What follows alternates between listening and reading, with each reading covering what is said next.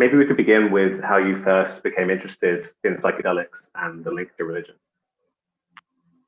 Well, that really goes back to 1973 when I experienced my first LSD session, not really a session, but it was high in the Rocky Mountain National Park of Colorado at a rainbow family gathering of some 5,000 people. And I did not have a enlightened experience. I didn't see God, to be sure. No instant nirvana, nothing that Leary and Ramdas were talking about. I was kind of spun out, and this was me. I was in a very unstable period in my life. We knew nothing about set and setting in those days. I knew I was going to be getting a divorce. I had left a very powerful social movement that had defined my life. I was kind of betwixt and between. And I was reading the Carlos Castaneda books. And I was spun out into a very paranoid world. That frightened me. And I realized that these are very powerful drugs, this LSD. And being an anthropologist, I decided I want to learn more, a lot more about this. And as they say, if you want to learn something, you should teach it. So being a founding professor of anthropology at Florida International University in Miami, I designed a course on hallucinogens and culture, now called Psychedelics and Culture, and put it in the catalog. And that was my first real, and through that, it wasn't a just say no course. It wasn't like all drugs are good kind of course. I was looking at well-documented case studies, landmarks in the study of psychedelics and culture, including obviously Gordon Wasson's seminal works in the field of ethnomycology. So that was my introduction to it.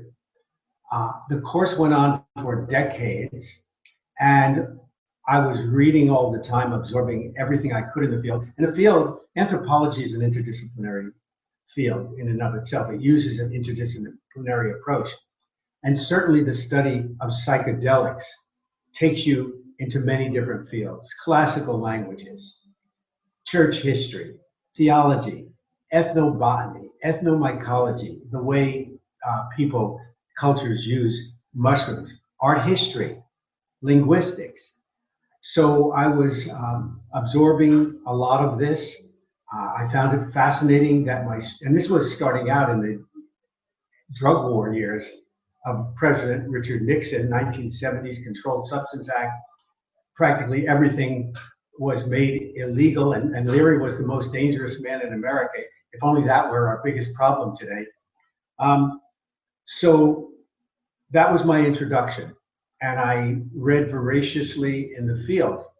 Then in 2006, on a anniversary trip to Scotland, Julie and I visited Roslin Chapel, which is a Christian church built in the 15th century by Sir William Sinclair.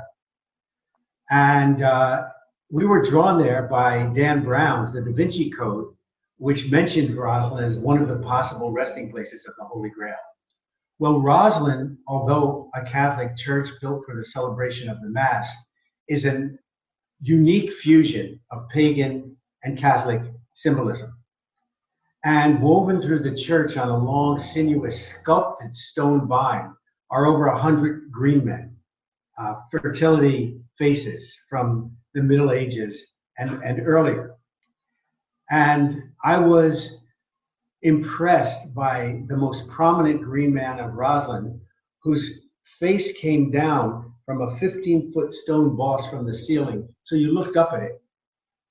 And I found a plaster replica of this green man head in the Roslin gift store. I bought it. And 2 weeks later, Julie and I are sitting in an Italian restaurant in St. Andrews, Scotland.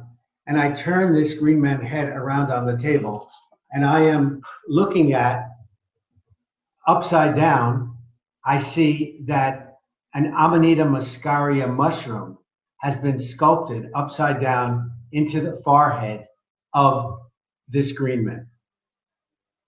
This, and we found certain other psychedelic references in Rosalind. And this started our mind spinning. Was Sir William St. Clair, who oversaw every detail of everything that went into Rosalind, was he trying to tell us that psychedelics were part of the ritual? Were there other psychedelics throughout Catholicism? Could this go back to the time of Jesus and the disciples? And our minds were now racing in almost a rambunctious overthrow of reason. And at this point, we remembered the words of Carl Sagan, the astrophysicist: extraordinary claims require extraordinary evidence. And Julie and I, my wife, co-author, partner, photographer of all the images in our book, wrestled with this for 6 years. It would be expensive. We didn't know if we'd find anything else. It'd be time consuming. It'd be controversial if we did find anything. And we finally came to a point where we said, given what we know, given what's been given to us, and I think it was Pascal who said, chance favors the prepared mind. I mean, why in 500 years of Rosalind's history did no theologian, no art historian, no church historian, no tour guide ever notice this? It was because I was steeped in mushroom lore and mushroom images from my teachings and readings that I was able to recognize it. Along the way, when we were writing our book, where we finally published all of our results in our book, The Psychedelic Gospels, and this is the cover, The Secret History of Hallucinogens in Christianity, we spent some time with the famous mycologist, Paul Stamets. And I showed him this green man head, and he said, that's a taxonomically correct Amanita muscaria. And you can quote me on that. So we decided in 2012, we undertook a journey through Europe and the Middle East, visiting churches and chapels, cathedrals and abbeys, small chapels, high holy places like Chartres Cathedral, obscure cave churches in Turkey. And we found enough documentation that we proposed that there was a psychedelic gospel. There was a history of sacred mushrooms in Christianity, which would make sense since we've come to know these as being able to create mystical experience and be a portal to the divine. So that's sort of the background, and we have had the good fortune that our book came out in 2016, just as the psychedelic renaissance was really taking off. And the taboos and the opprobrium that surrounded psychedelics since the war on drugs and the Nixon and Reagan years was evaporating before the incredible clinical research that was showing their benefits, that we were able to see a very wide scientific and medical audience, and we see psychedelic societies springing up all over the world of people who are interested in learning about psychedelics and exploring psychedelics, in trying to commercialize psychedelics. So it's been a wonderful time, and we are kind of in awe and grateful for having lived long enough to see the whole pendulum swing on the issue of psychedelics and to see a receptivity to our work.